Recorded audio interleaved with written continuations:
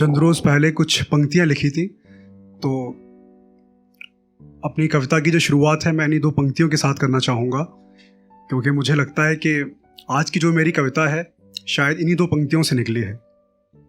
तो कुछ इस प्रकार हैं पंक्तियाँ कि कोई घर, कोई मकान, कोई दुकान छोड़ आया, कोई घर, कोई मकान, कोई दुकान छोड़ आया, मैं भी रोटी के खातिर माँ रोती छोड़ आया, माँ रोती छोड़ आया। बहुत बहुत शुक्रिया।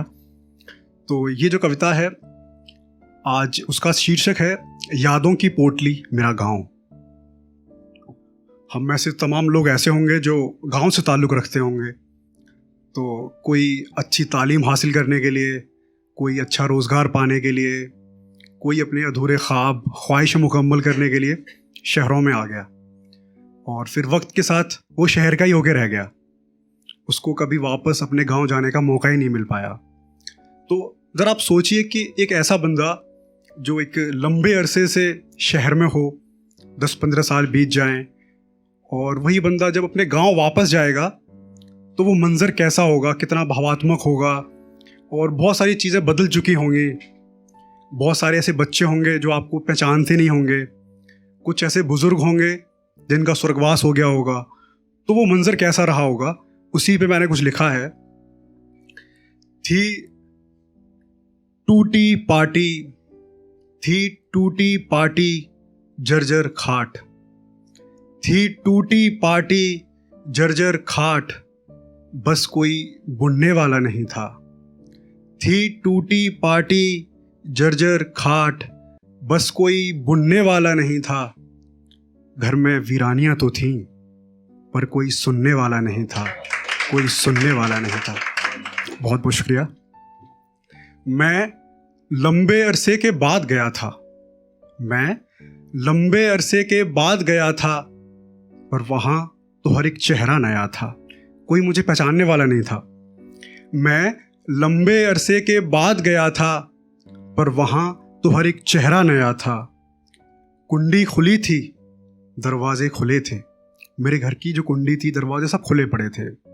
तो कुंडी खुली थी, दरवाजे खुले थे, बस कोई रहने वाला नहीं था। कुंडी खुली थी, दरवाजे खुले थे, बस कोई रहने वाला नहीं था। थोड़ा ठहर जाओ, इतनी जल्दी क्या है, बस कोई कहने वाला नहीं था, कोई कहने वाला नहीं था। वीरानियां तो थीं, पर कोई सुनने वाला नहीं था, कोई सुनने वाला नहीं था। सिल और बटना अभी वहीं पड़ा था, सिल और बटना अभी वहीं पड़ा था, जहां आंगन में पहले एक नीम खड़ा था। सिल और बटना अभी वहीं पड़ा था, जहां पहले एक नीम खड़ा था। किताबें अभी भी अटी पड़ी थी धूल में, किताबें अभी भी अटी पड़ी थी धूल में, बस कोई पढ़ने वाला नहीं था, कोई पढ़ने वाला नहीं था।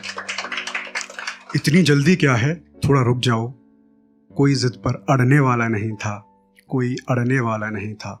घर में वीरानियां तो थीं, पर कोई सुनने वाला नहीं था, कोई सुनने वाला नहीं था। मुट्ठी में सिमटे कुछ जज्बात अभी भी पड़े थे, मुट्ठी में सिमटे कुछ जज्बात अभी भी पड़े थे, पर आंखों के आंसू राह रोके खड़े थे, राह रोके खड़े थे। मुट्ठी के जज्बात कुछ अभी भी सिमटे पड़े थे, पर आंखों में आंसू राह रोके खड़े थे, राह रोके खड़े थे। अब न आंगन में वो चूल्हा दिखा, न वो टूटी फूटी चाकी। अब न आंगन में वो चूल्हा दिखा, न वो टूटी फूटी चाकी। न पड़ोस वाले काका दिखे, न नुक्कड़ वाली काकी, न नुक्कड़ वाली काकी।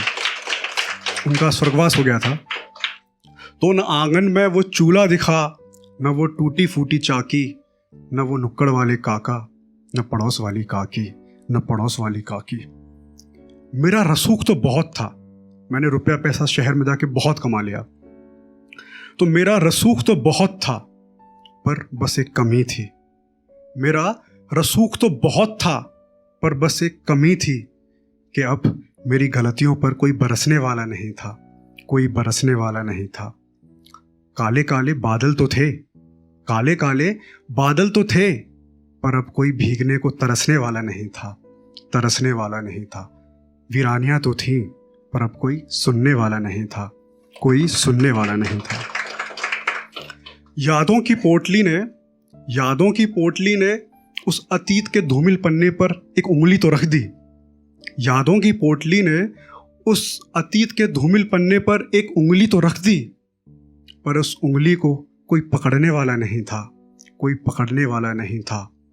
आम के बाग में अम्मियाँ तो थीं, आम के बाग में अम्मियाँ तो थीं, पर ढेले से तोड़कर कोई लपकने वाला नहीं था, कोई लपकने वाला नहीं था। घर में वीरानियाँ तो थीं, पर कोई सुनने वाला नहीं था, कोई सुनने वाला नहीं था। बहुत बहुत शुक्रिया।